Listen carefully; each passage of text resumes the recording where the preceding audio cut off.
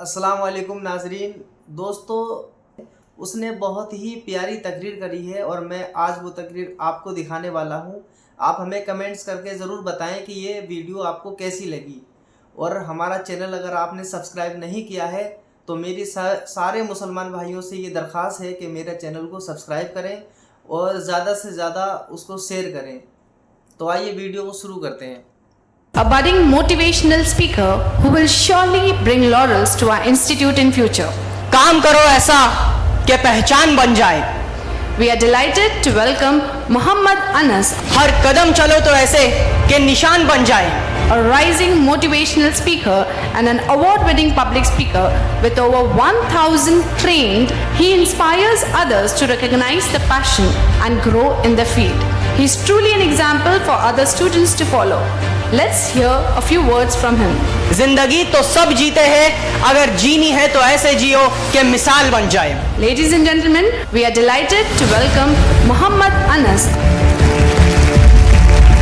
जब एक यंगस्टर, एक 14-15 साल का एक नौजवान बच्चा अपनी लाइफ में जब वो कॉलेज की दुनिया में जब वो कदम रखता है तो वो अपॉर्चुनिटीज के खान में कदम रखता है। क्योंकि जब बच्चा कॉलेज में आता है तो उसे अपनी लाइफ में क्या बनना होता है, उसे अपनी लाइफ में कौन सा मर्तबा हासिल करना होता है, उससे रिलेटेड उसके लिए रास्ते आसान होते चले जाते हैं, उसके लिए अपॉर्चुनिटीज खुलती चली जाती है।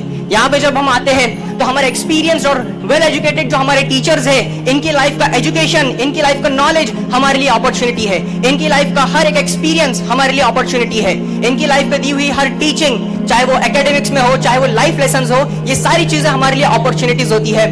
और जब हमारे ये सारे टीचर्स खुद अपने लाइफ में एज अ स्टूडेंट एजुकेट कर रहे थे अपने आप को, तब अल्लाह ताला ने इस दुनिया में सारी चीजें लिख दी गई है। आप देखिए, कोई भी चीज अल्लाह ताला ने बेफिजूल बेवजह नहीं बनाई। जब हमारे टीचर्स खुद अपने आप को एज अ स्टूडेंट एजुकेट कर रहे थे, उस वक्त ये लिख दिया गया था कि उनका ये इंफॉर्मेशन, उनकी ये एजुकेशन आगे चलकर कहीं ना कहीं स्टूडेंट्स की लाइफ में जरूर काम आने वाली है, स्टूडेंट्स की लाइफ में एक बड़ा रोल प्ले करने वाली है। ये लिख दिया गया था। Everything is written, nothing is made to be wasted. आप देखो, एक परिंदा है, इजिप्टियन प्लोवर बर्ड उसका नाम है। वो परिंदा अपना पेट कैसे भरता है? जो मगरमच्छ होता है, क्रोकोडाइल, वो क्रोकोडाइल अपना खाना खाने के बाद एक खुले मैदान में आता है और अपना मुंह खोलता है। और मुंह खोलने के बाद वो जो परिंदा होता है, वो परिंदा मगरमच्छ के दांतों के बीच फंसा हुआ खाना वो अपना खाता है। मगरमच्छ के लिए वो दांत साफ करने का काम कर रही होती है। और जब अल्लाह ताला ने इतने छोटे से परिंदे का रिज़्क कहीं ना कहीं जाकर एक मगरमच्छ के दांत के बीच में रखा है, तो ये तो हमारी लाइफ का सवाल है। लेकिन उस परिंदे के लिए सबसे पहली शर्त यह होती है कि वो पहला कदम उठाए और अपने घोंसले से बाहर निकले। वो अपने घोंसले से बाहर निकले, अपने रिज़्क को ढूंढे, और ढूंढते ढूंढते वो जाता है मगरमच्छ के दांतों के बीच और अपना रिज़्क हासिल करता है। ठीक उसी तरह हर यंगस्टर्स को चाहिए कि वो पहले कदम अपनी लाइफ में उठाए, and that is truly identifying your passion. हम हमारी लाइफ में क्या बनना चाहते हैं, क्या गोल है, क्या मिशन है हमारा, क्या स्किल है हमारे अंदर जिसे हमें डेवलप करना है। पैशन को आइडेंटिफाई करना बहुत इंपॉर्टेंट है, क्योंकि if you don't do the things which you love, then unfortunately, definitely, you must have to do the things which you don't love. आपके पास सिर्फ दो चॉइसेस होते हैं यंग एज में, या तो जो कर रहे हो उसे पसंद करो, या जो पसंद है वो करो, बस। और मेरे नजदीक पैशन को प्रोफेशन में बदलना बहुत इंपॉर्टेंट है। Converting your passion into profession is very much important, because each one of us has been blessed with a unique skill and unique talent. हर एक के पास एक स्किल है। अल्लाह ताला ने किसी को भी बिना स्किल के, बिना हुनर के इस दुनिया में नहीं भेजा है। हर एक के पास एक मकसद है, हर एक के पास एक मिशन है जिसे आइडेंटिफाई करना है, और जितना जल्दी आइडेंटिफाई कर सके उतना उसके लिए अच्छा है, ताकि वो अपने स्किल के पीछे काम कर सके।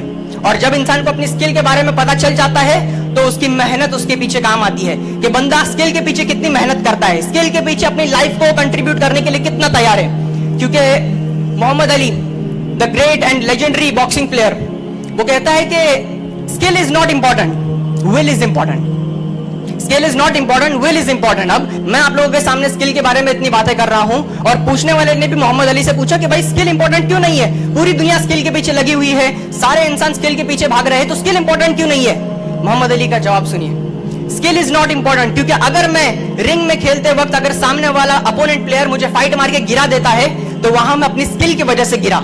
लेकिन अगर मुझे अपनी लाइफ में दोबारा उठकर उस अपोनेंट से लड़ना है तो वहां पे मेरा विल काम आएगा, मेरा स्किल काम नहीं आएगा। That's why if you have the skill then you must have the will power. क्योंकि एक यंग इंसान, एक यंग बच्चा अपनी लाइफ में जब अपने स्किल को, अपने हुनर को पहचान लेता है और उसके पीछे मेहनत करता है, तो अपॉर्चुनिटीज खुद चलकर उसके पास आती है। आप मुझे बताइए, अभी फिल वक्त मैं इसी कॉलेज में 11th स्टैंडर्ड गोइंग स्टूडेंट हूं, अभी तक मेरे पास फिल वक्त 12th की भी मार्कशीट नहीं है। मैंने अभी तक कोई डिग्री भी बड़ी हासिल नहीं की है, लेकिन फिर भी मैं यहाँ पे खड़े होकर आप लोगों के सामने अपनी कुछ बात रख पा रहा हूँ just because of my skill, मेरी पब्लिक स्पीकिंग स्किल, जिसके पीछे मैंने पहले से 4-5 सालों पहले मेहनत करना शुरू किया। एंड दैट्स व्हाई उसकी वजह से कई अपॉर्चुनिटीज मेरे सामने ऐसी खुले जहां पे मैं अपने से उम्र दराज लोगों को ट्रेन कर सकूं। पब्लिक स्पीकिंग, कॉन्फिडेंस बिल्डिंग, जितने भी प्रोफेशनल्स है, चाहे वो एज में हो चाहे वो प्रोफेशनल्स में हो, मुझे उन्हें ट्रेन करने का मौका मिला। ये अपॉर्चुनिटी मुझे मिली just because of following my skill. हर बंदे में स्किल होती है, अगर पहचान लिया तो 4 चांद लग जाते हैं उसकी लाइफ में। हर एक बंदे के पास एक यंग ब्रेन है, ये उनकी सबसे बड़ी पावरफुल चीज है, क्योंकि मैक्सिमम लोग इस दुनिया में ऐसे हैं जिनकी आधी जिंदगी गुजर जाती है, उनकी पूरी जिंदगी निकल जाती है, बाल सफेद होने पे चले आते हैं और फिर उन्हें पता चलता है कि मैं अपनी लाइफ में जो कुछ कर रहा था इसमें मेरा इंटरेस्ट था ही नहीं, ये मेरा पैशन था ही नहीं। फिर उनकी लाइफ में रिग्रेट करने के अलावा, पछताने के अलावा कोई ऑप्शन नहीं बचता। लेकिन जितने भी यंगस्टर्स हैं, जितने भी मेरे हम उम्र है, हम सबके पास एक अपॉर्चुनिटी है कि हम हमारे स्किल को आइडेंटिफाई करके उसके पीछे काम करें, क्योंकि अभी ही वक्त है, अभी ही मौका है। हमारे पास यंग ब्रेन है, यंग ब्रेन के अंदर इतनी एक ताकत होती है कि अगर यंगस्टर्स किसी चीज के बारे में अच्छा सोचते हैं, पॉजिटिव सोचते हैं, तो वो बहुत अच्छा सोच सकते हैं, वो लोग रेवोल्यूशनरी सोच सकते हैं, वो लोग सोसाइटी में चेंज ला सकते हैं। लेकिन अगर वो कभी किसी चीज के बारे में नेगेटिव जाते हैं, थोड़ा सा माइंड को डिस्ट्रैक्ट करते हैं और उनका माइंड गलत चीजों के पीछे हटता है, तो वो बदतर से बदतर भी सोच सकते हैं। That's the power of young brain. So we have to utilize this brain which have been blessed us from Allah सुब्हानहू व तआला, जो ब्रेन हमें दिया गया है। मैटर करता है कि यंगस्टर्स अपने इस ब्रेन को किन चीजों के पीछे लगाते हैं, अपनी हैबिट्स क्या है, उनके एटमॉस्फेयर में कैसे लोगों के साथ रहते हैं, जिन्हें हम जिगर जान हमारा दोस्त कहते हैं, उनका माइंडसेट क्या है। जब 2-4 दोस्त आपस में डिस्कशन करने के लिए बैठते हैं तो कौन सी चीजें डिस्कस करते हैं, that is the most important thing. Atmosphere, संगत का असर होता है। आप देखो, आप किसी कोयले की खान में जाओ, वहां पर किसी भी एक चीज को आप टच मत करो, सिर्फ 5 से 10 मिनट आप उस कोयले की खान में जाओ, किसी भी चीज को टच मत करो। जब आप बाहर आओगे तो आपके बदन या फिर आपके कपड़े पर कहीं ना कहीं काला दाग लगा हुआ नजर आएगा। उसी जगह अगर आप किसी इत्र की दुकान में जाते हो, किसी परफ्यूम शॉप में जाते हो, वहां पे भी आप 5 से 10 मिनट गुजारो, किसी भी चीज को टच मत करो, और जब आप बाहर आओगे तो आप पे खुशबू महकेगी इत्र की। That is the power of संगत। संगत का असर होता है ये, कि हम किस एटमॉस्फेयर में रहते हैं। आप देखो तो यंगस्टर्स का ज्यादातर ध्यान, ज्यादातर दिमाग देखी दिखाई चीजों के पीछे जाता है, मटेरियलिस्टिक चीजों के पीछे जाते हैं। मेरा वो फलाना दोस्त, उसके पास बाइक है, मुझे भी बाइक चाहिए। मेरे उस दोस्त के पास आईफोन है, मेरे अंदर क्या कमी है, मेरे हाथ में भी आईफोन अच्छा लगता है, मुझे भी चाहिए।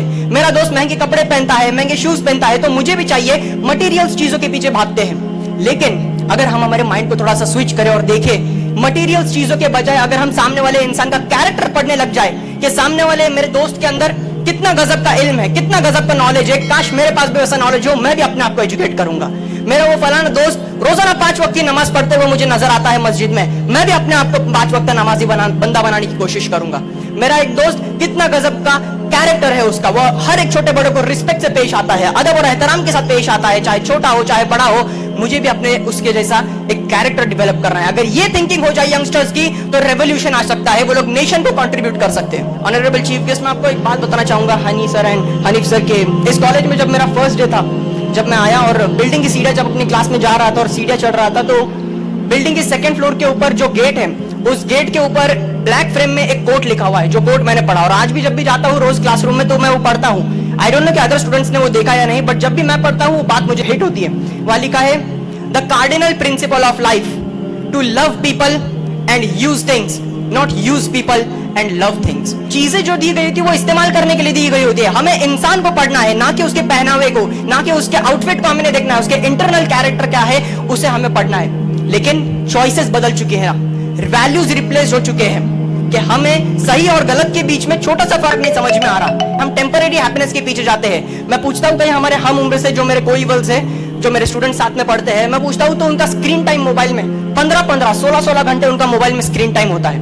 मोबाइल अच्छी चीज है, मोबाइल इंसान की जरूरत के लिए ही बनाई गई है, इंसान के इस्तेमाल के लिए बनाई गई है, मोबाइल के खिलाफ नहीं बात कर रहा हूं मैं। लेकिन अगर आप अपने मोबाइल को किस तरह से इस्तेमाल करते हैं, that is the main thing. अगर आप अपने मोबाइल में 20 घंटे देते हैं और वो 20 घंटे में आप कुछ ऐसी चीज सीखते हैं जिससे आपको फायदा पहुंच रहा है, जिससे आपकी स्किल डेवलप हो रही है, जिससे आपको कुछ सीखने मिल रहा है, तो वो चीज जरूर आपको कहीं ना कहीं अपनी लाइफ में रिटर्न ला कर देगी। और यहाँ पे आपने टाइम स्पेंड किया है 20 घंटे, टाइम स्पेंड करने में और टाइम वेस्ट करने में जमीन आसमान का फर्क है। लेकिन अगर आप वही 15-20 घंटे टाइम वेस्ट करते हैं मोबाइल में टेम्परेरी हैप्पीनेस के पीछे कि चलो थोड़ा सा टाइम मिल गया मोबाइल देख लेते हैं, तो वो टाइम कभी भी दोबारा लौट कर नहीं आएगा। आपको फिर से रिग्रेट होगा अपनी लाइफ में कि काश उस वक्त कुछ कर लिया होता तो आज मुझे तड़पना नहीं पड़ता। क्योंकि ये मोबाइल सिर्फ एक बंदे का फ्यूचर ही नहीं बल्कि पर्सनल रिलेशंस को भी ये हार्मफुल है। पर्सनल रिलेशंस, आप देखो एक घर है जिस घर में एक फैमिली रहती है, पहले हंस खेलते थे, खुशी से रहते थे, लेकिन अभी न पेरेंट्स बच्चों को सफिशिएंट टाइम दे पा रहे हैं, न बच्चे अपने माँ बाप से कुछ खुलकर बात कर पाते हैं, कुछ चीजें शेयर नहीं कर पाते। क्यों? क्योंकि वो स्क्रीन के एडिक्ट हो चुके हैं। जब भी उन्हें कुछ थोड़ा सा मौका मिलता है, ना ही बच्चे पेरेंट्स के पास आते हैं, ना पेरेंट्स बच्चों के पास जाते हैं उनकी रिपोर्ट लेने के लिए, बल्कि मोबाइल में लगे हुए रहते हैं। आप देखो कि बच्चे और पेरेंट्स घर में रहते तो साथ में हैं, लेकिन होते साथ में नहीं है। उसी मोबाइल का अगर इस्तेमाल करें यंगस्टर्स, तो इस दुनिया में रेवोल्यूशन लेकर आ सकते हैं, अपने माँ बाप का नाम रोशन कर सकते हैं, अपने इंस्टीट्यूट का नाम रोशन कर सकते हैं, अपने खुद का नाम रोशन कर सकते हैं। I am again thankful to Akis Pune College and respected principal and all the faculty members and team of Anjuman Khairul Islam for giving me this opportunity. And at last, I would like to end up my talk with a few motivating lines. And it goes like, मिल ही जाएगी मंजिल एक दिन चलते चलते, मिल ही जाएगी मंजिल एक दिन चलते चलते, गुमराह तो वो होते हैं जो घर से निकले ही ना थे। Thank you very much. Jazakallahu khair.